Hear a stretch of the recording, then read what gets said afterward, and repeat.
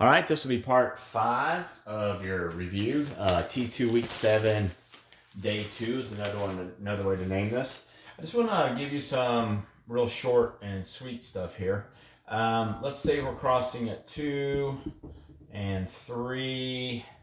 This equation of this line is y equals a positive slope. It's going up 2, right 3x, and it's crossing at 2. It's pretty simple, okay? It's pretty simple. Now, if this was an inequality, all right, so let's say this is y is less than or equal to 2/3 x plus 2. The graph looks exactly the same, right? It's a solid line. Remember, less than or equal to, greater than or equal to, we use a solid line. Less than or greater than, we used a dashed line. Okay, get all that in there for you. Okay, so again, less than or equal to, greater than or equal to, we use a solid line. Less than or greater than, we use a dashed line. So if we have less than or equal to, notice this and this are graphed the exact same. Okay, just this less than means we're going to shade everything down here below the line. Everything below the line.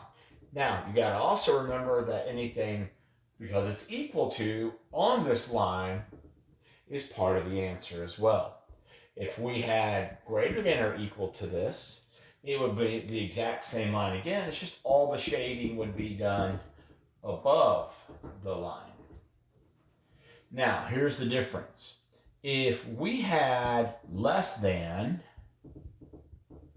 now it's the exact same line, but and this time it's just going to be dashed like you see here, okay? It's just going to be dashed.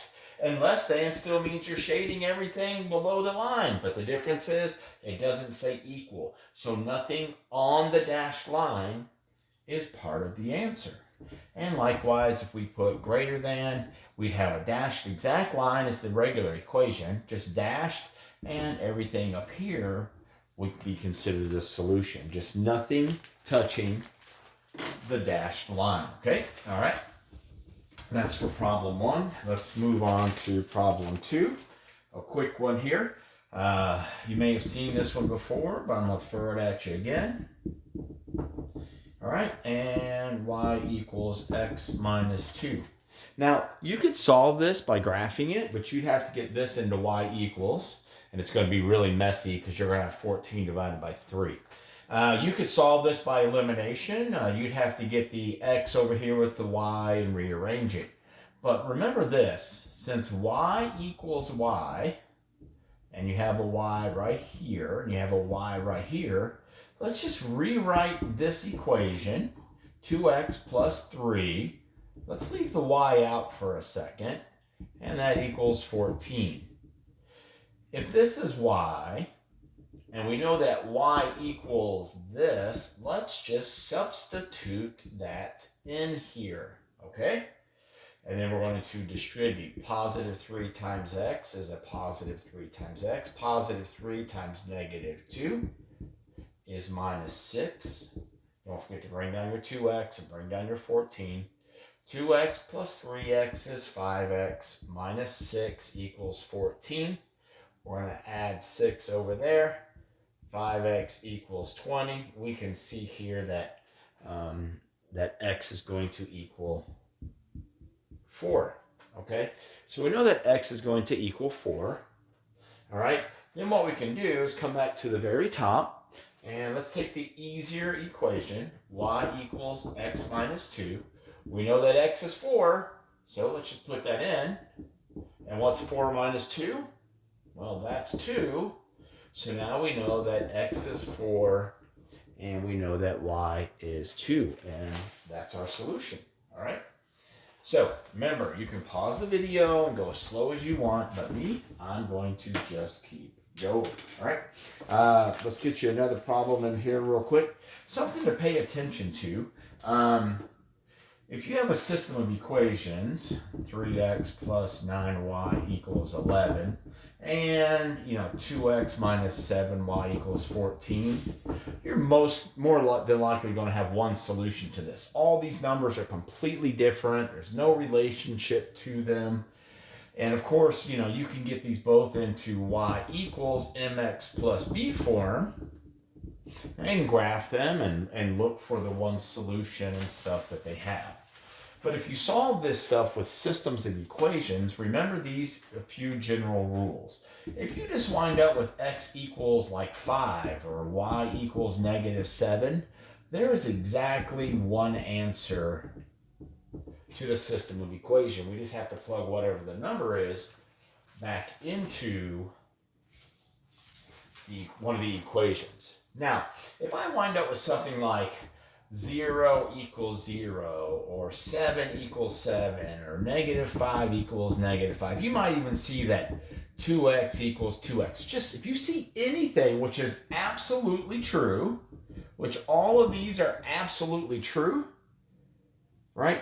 That means you have the exact same equation, and you have infinite solutions to the problems. Okay, again, you can pause the video when you want to and replay it, and you got to have some patience here. Okay, now the last thing is, if you see 0 equals 7 or -3 equals 15, these things are not true. That means there's not or no solutions. 3 simple things to memorize that can make this stuff pretty easy, okay? So let me show you just a real quick trick to one of them. You're going to see this, something like this. And at first you're like, ooh, those numbers are nothing alike. But let's slow down for a second and let's look at what's happening. Notice if I multiply 3 times 3, I get 9. And if I multiply 9 times 3, I get 27. And if I multiply 11 times 3, I get 33. So basically, watch what happens here. If I divide each of these by 3, and I write that 3 out front, remember factoring things out, 9 divided by 3 is 3x, 27 divided by 3 is 9y, 33 divided by 3 is 11. Let me erase all the extra stuff here. And what do you wind up with? You can see you have the exact same equation. So when you can just multiply each part by something and get the entire next equation, okay, then you're going to have infinite solutions. Infinite solutions. All right, one more thing here. Let me get back to it real quick. When we have,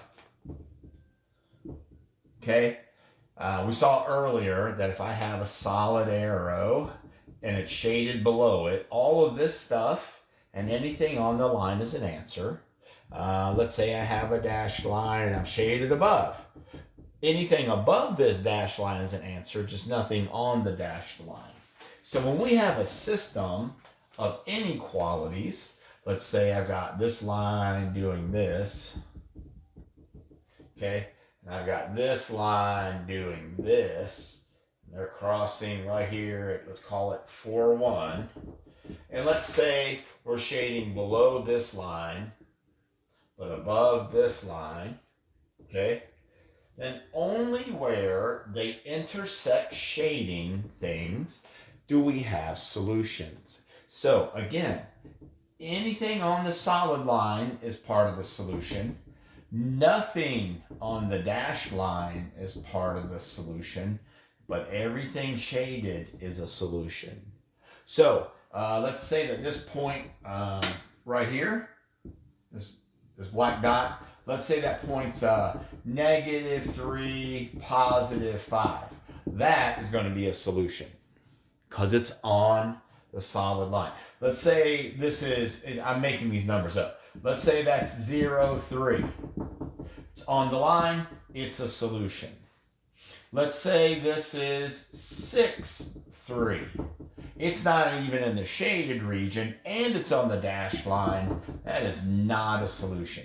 This is not a solution, not a solution, not a solution, not a solution.